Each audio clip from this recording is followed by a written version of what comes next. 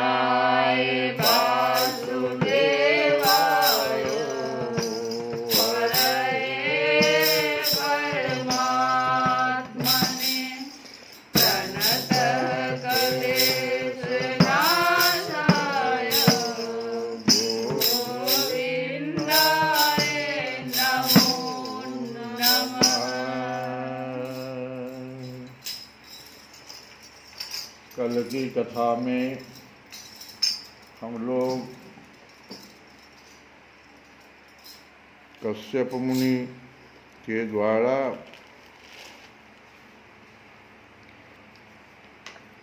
दिति को कुछ गूढ़ बातें समझाने की कोशिश की जा रही है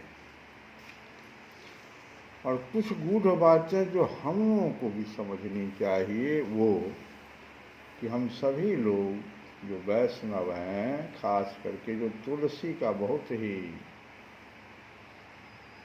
उपयोग करते रहते हैं, तुलसी का पौधा लगाते हैं, उसमें हमेशा जल डालते हैं, लेकिन सूखे हुए काष्ठ का हम लोग नहीं जानते हैं कि शास्त्र क्या कहता है। तुलसी का जो पौधा सूख जाता है, उस काष्ठ का क्या प्रयोग है, ये वैष्णव लोग न समझने के कारण बहुत भयंकर भूल कर रहे हैं। जैसे दिति ने भूल किया, ठीक वैसा ही भूल हम लोगों से भी हो रहा है। उसको आज मैं शास्त्रों में क्या कहा गया है उसको मैं कहने की कोशिश करूंगा, आप लोग ध्यान से सुनिए। तुलसी का काष्ठ सबसे पहले हर एक व्यक्ति को जहाँ मिले, जैसे भी मिले, सोना से, शास्त्र कहता है कि सोना से भी ज़्यादा उसको स्नेह दे करके, श्रद्धा दे करके उसको उसी तरह से संजोग करके रखी गई। क्यों? क्योंकि उसका पहला उपयोग जो हम वैष्णवों के लिए है कि माला के रूप में जो भी कोई माला बनाने वाले हैं उनसे आप काष्ठ जाके दे आइए, बदले में शुद्ध माला ले लीजिए, सुमरणी बनवा लीजिए। जैसे तैसे जहाँ तहाँ चल रहे हैं तो माला पर तो हम प्रयोग कर नहीं सकते हैं, लेकिन सुमरणी का प्रयोग कर सकते हैं जो 27 का है। दूसरा प्रयोग, ये तो हर आदमी के लिए नहीं है, दूसरा प्रयोग है कि काष्ठ को घसकर चंदन के रूप में विष्णु भगवान को, शालिग्राम भगवान को, कृष्ण भगवान को, भगवान राम को आप तिलक कीजिए, चंदन कीजिए। उन चंदनों से, जो चंदन, यहाँ तक शास्त्र कहता है, पर सुनिए जरा साहब शास्त्र क्या कहता है। आपको ऐसे लगेगा कि हम कह रहे हैं, नहीं, ये शिव, ये आपका जैसे शिव के लिए है बेल का चंदन, घस के लगाइए। देवी के लिए है रक्त चंदन लगाइए देवी को, है ना, अलग अलग। भोले बाबा को है बेल का चंदन घस के लगाइए। तो ये तुलसी काष्ठ का ये जो चंदन है, ये आप भगवान को लगाइए। और ये आपका कहा गया है कि संघृष्य, कहाँ पर कहा गया है? अगस्त संहिता में कहा गया है। सुनिए, श्लोक को सुनिए। संघृष्य तुलसी काष्ठम, संघृष्य, घर्षण, काष्ठ को घर्षण कीजिए। संघृष्य तुलसी काष्ठम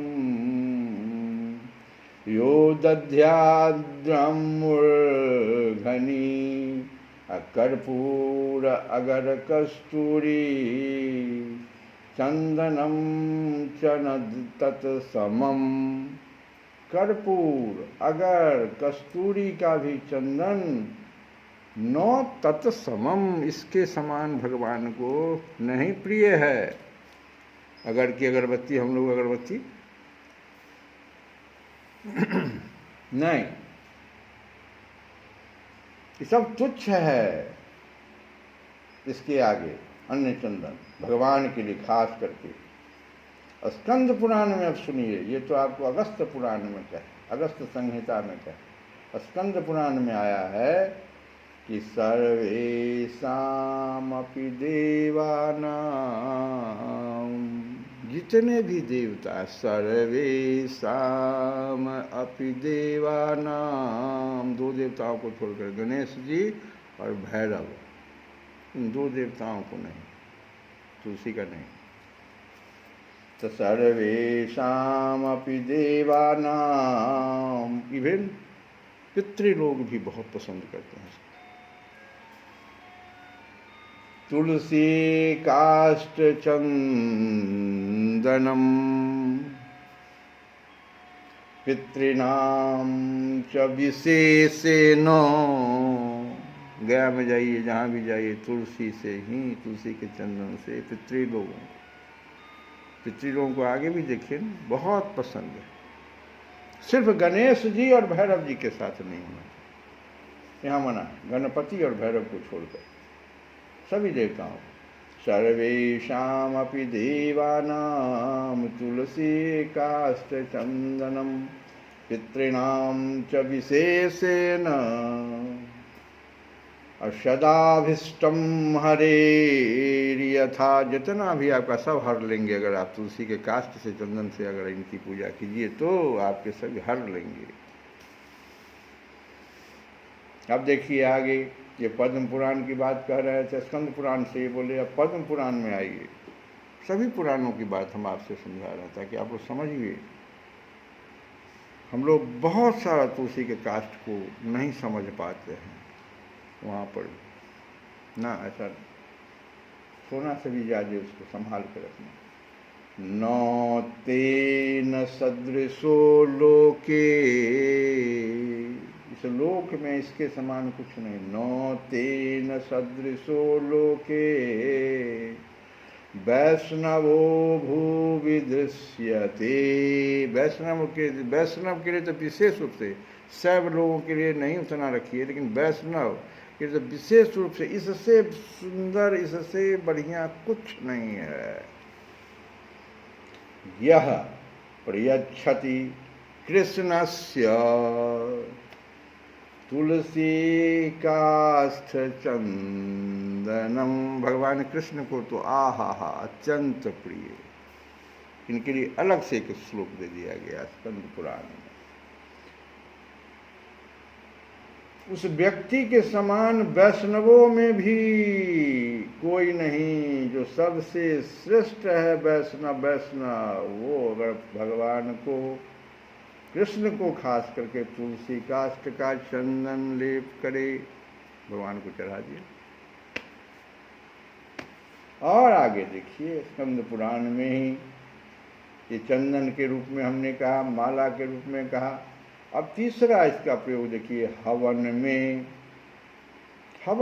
होम में तुलसी काष्ठ का प्रयोग जरूर करें। इसके लिए भी श्लोक था, लेकिन हम नहीं उतना में जा रहे हैं। कहता है कि चावल के एक एक दाने तथा तिल के एक एक दाने से भी अधिक फलदायी हो जाता है हवन में। धूप में, धूप जो आप जलाते हैं उसमें तुलसी काष्ठ का प्रयोग करें। 100 यज्ञ के बराबर का फल और 100 गाय दान करने का, इसका भी श्लोक था, जो हम नहीं अभी पढ़ रहे हैं, समय हमारा बढ़ रहा है, भागवत भी पढ़ना है। नैवेद्य में, नैवेद्य में, एकादशी में आप नैवेद्य बनाते हैं, तुलसी के काष्ठ का नैवेद्य बनाइए। तुलसी काष्ठ से अग्नि जला करके आप भगवान का नैवेद्य तैयार कीजिए। उसका जो सुगंध भी आएगा नैवेद्य में आएगा, भगवान, अरे आहा मत पूछो। तो नैवेद्य तैयार करें तथा भगवान श्री हरि को अर्पण करें। इससे बढ़िया नैवेद्य एकादशी या किसी अन्य यज्ञ में नहीं हो सकता है। और सबसे अंत में मृत्यु के समय में अगर एक काष्ठ भी लेकर के आप चले जाइए तो उस व्यक्ति को तो मुक्ति मिलना है। कहता है शास्त्र की चिता में तुलसी काष्ठ का प्रयोग कर दें तो जब तक वह तुलसी काष्ठ जलती है उसका सारा पाप जलता रहता है, उसका पाप जलता रहता है, उसको मुक्ति मिल जाती है। हाय रे महिलाएं, जो मृत्यु के समय में कम से कम पुरुष वर्ग को एक तुलसी काष्ठ तो दे दिया करो। अब आगे आइए कथा पर। जो दीदी कर रही है गलती, वही गलती हम लोग भी करते रहते हैं कि साध्वी शाम का समय हो रहा है,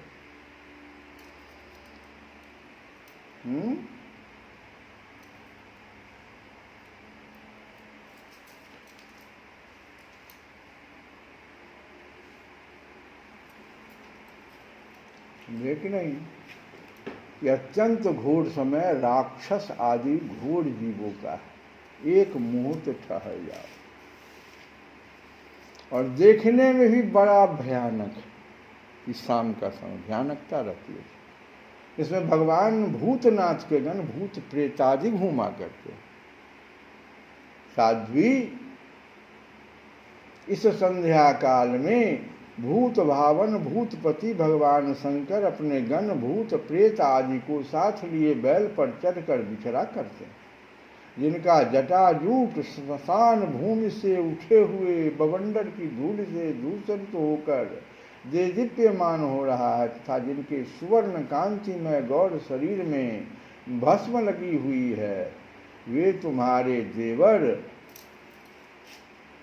या ससुर महादेव जी अपने सूर्य, चंद्रमा और अग्नि रूप 3 नेत्रों से सभी को देखते रहते हैं।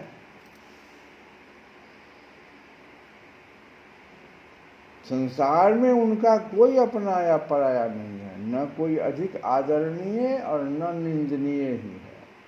हम लोग तो अनेक प्रकार के व्रतों का पालन करके उनकी माया को ही ग्रहण करना चाहते हैं, जिसे उन्होंने भोग कर लात मार दी। विवेकी पुरुष अविद्या के आवरण को हटाने की इच्छा से उनके निर्मल चरित्र का गान किया करते हैं।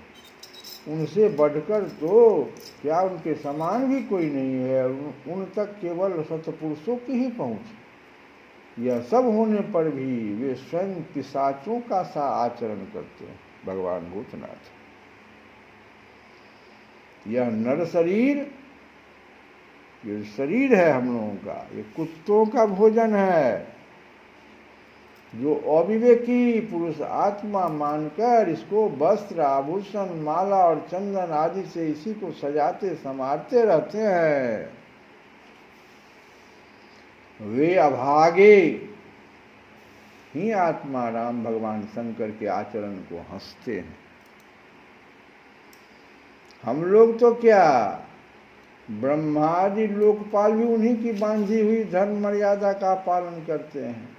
वे ही इस विश्व के अधिष्ठान हैं, तथा यह माया भी उन्हीं की आज्ञा का अनुसरण करने वाली है। ऐसे होकर भी वे भूप्रेतों का सा आचरण करते हैं। अहो, उन जगत व्यापक प्रभु की यह अद्भुत लीला कुछ समझ में नहीं आती। श्री कृष्ण गोविंद हरे मुरारे।